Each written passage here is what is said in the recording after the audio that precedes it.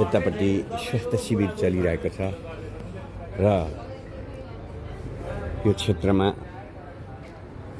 तपाईको चाहिँ अहिले राधाकृष्ण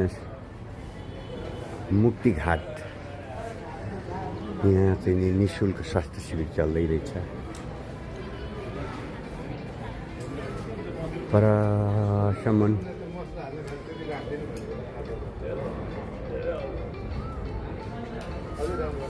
यहाँ सप्ताह महायज्ञ लाग्ने रहेछ। हेर्नुहोस् यसको धेरै राम्रो भागहरू छ।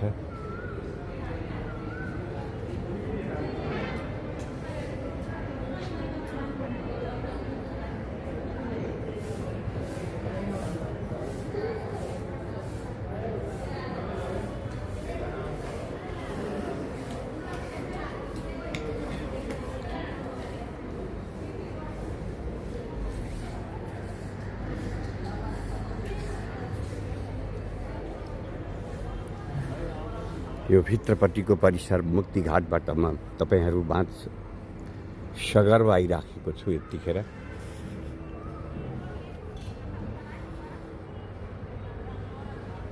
यो चाहिँ सप्ताह लाग्ने ठाउँ रहेछ। अगाडिपट्टि यता मुक्तिधामको बाटो यो भागबाट म अलि अगाडि जाँदैछु है।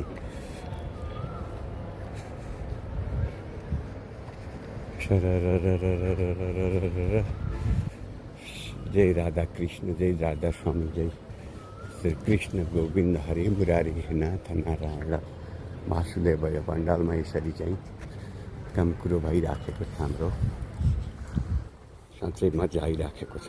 म राधा स्वामी मन्दिर मुक्तिनाथ क्षेत्रको दर्शन गरेर यतापट्टि यो निकै ठुलो जमिनमा रहेछ। यो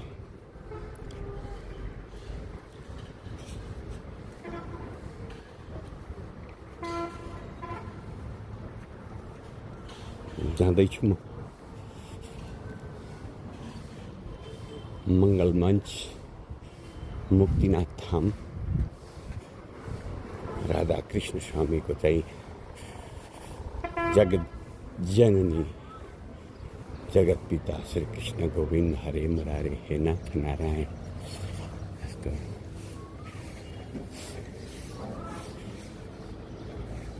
स्वामी सदानन्द चैरिटेबल ट्रस्टबाट नेपालको सहयोगमा कृष्ण प्रणामी नेपाल प्रतिष्ठानलाई प्रदत्त रहेको चिज रहेछ। यो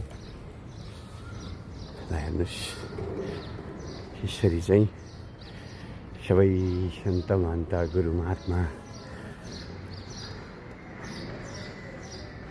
भेटभेट संयोग अहिले यहाँ तपाईँलाई देखाएँ मैले। हामी यतिखेर बुढी गङ्गा तटमा छौँ। धाम मुक्तिनाथ धामको चाहिँ मङ्गल मञ्च कहाँ देखो कहाँ भेटो भइरहने, बाहिरै बसे पनि यो दृश्य हृदयमा आइरहने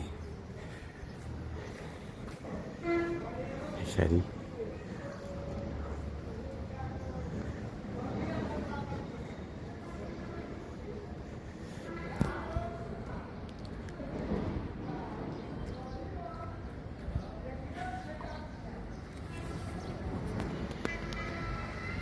हेर्नुहोस् त।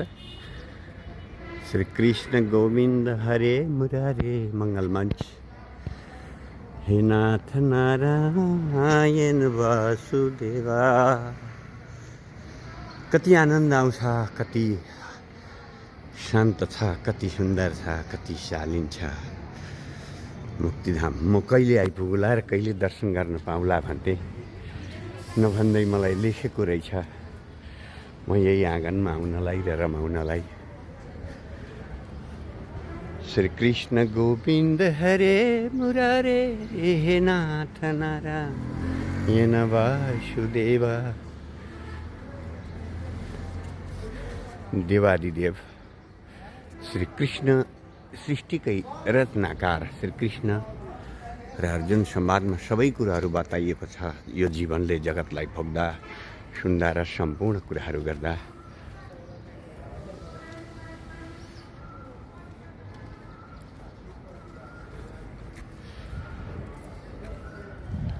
यतापट्टि भव्य सप्ताह पुराण लाग्ने रहेछ।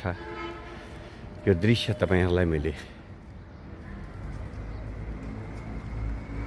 देखाउँदैछु।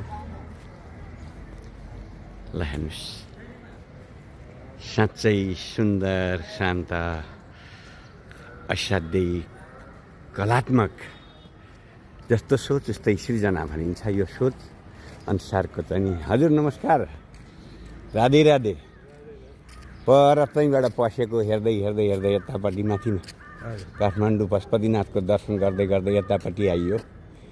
अनि यसो हेरेर चाहिँ यसलाई पनि मेमोरीमा राखौँ न भनेर जाए होस्, खुसी लाग्यो। यो कलात्मक, यो भगवान्को एउटा आँगनमा नाच्न पाएँ, म पनि हाँस्न पाएँ। तपाईँ म काठमाडौँतिर छ बसाइ मेरो, गङ्गाबु नयाँ बस पार्क। यतापट्टि बेलबारी, यहाँ मेरो सानो माथि गोठाटार। कहिलेकाहीँ हामी त्यहाँ घरबेटी बालाई लिएर सरर माथि जान्छौँ। पहाडकै फेदीमा छ, साँच्चै मन आनन्दित हुने चाहिँ क्षेत्र छ। यता बेलबारीतिर म पाहुना आएको, त्यहाँ सनत कुमार ढकाल हुनुहुन्छ हाम्रो बुबा, मेरो चाहिँ साडो भाइको चाहिँ यहीँको। हजुरको शुभ नाम? हजुरको? म छविलाल ओली भन्छन् आज भोलि है। म केही कुराहरू मेमोरीको लागि राखेर सबै कुरालाई चिर परिचित गराउँदै गराउँदै म जिन्दगी यसरी नै 60-62मा हिँड्दैछु। र म यस्ता दिव्य धामहरू देखेँ भने मलाई असाध्यै मन आनन्दित हुन्छ। प्रथम पटक मैले युट्युबहरूमा हेर्ने गर्थेँ, म सबैतिरको दृश्य खोज्ने गर्थेँ। खोज्दा खोज्दै यो देखेर त्यहाँबाट पनि सुरु गरेको हो मैले, त्यो द्वारबाट पसेर। यतापट्टिको पाटो बेग्लै छ र उतापट्टिको पाटो अलि बेग्लै छ। त्यो पाटोलाई नमिसाएर मैले यसलाई चाहिँ नि एउटा बेग्लै ब्लक बनाउने। अनि यतापट्टि यो हेर्थेँ मैले, साह्रै कहाँनिर होला इटरी छेउछाउमा भन्ने सक्थेँ। अनि यो अब आइपुग्यो यतिखेर, साँच्चै आनन्द, साँच्चै चाहिँ नि ऊर्जामय हुन्छ जिन्दगी। हजुरहरूको यो भिडियो हेर्दै हुन्छ भने आउनुहोस् इटरी। हामीहरू मुक्तिधाम भन्छौँ यसलाई, इटन चोकमा पर्छ। हजुर, इटन चोकभन्दा धेरै टाढा छैन, अलिकति हो, बाटैमा हो। हजुर, सबैजना वेलकम हाम्रो इटरी मुक्तिधाम। सबैले मुक्ति पाउनु, सबै घुमी फिरी आउनु, सबै रमाउनु। खुसी लाग्यो यहाँहरूसँग भेटघाट भएर है।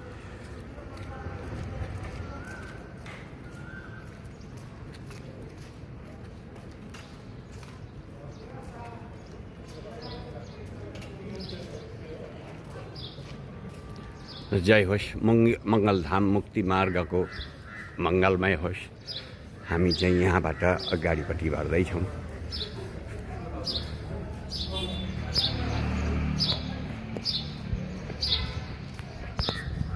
यतिखेर निक्लिएँ।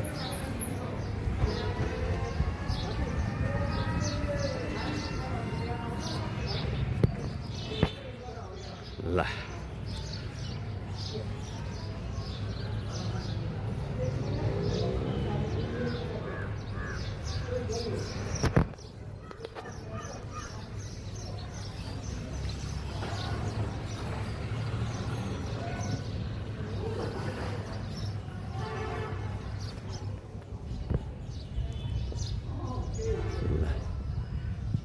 जय होस्, जय मुक्तिधाम, जय श्री कृष्ण प्रणामी।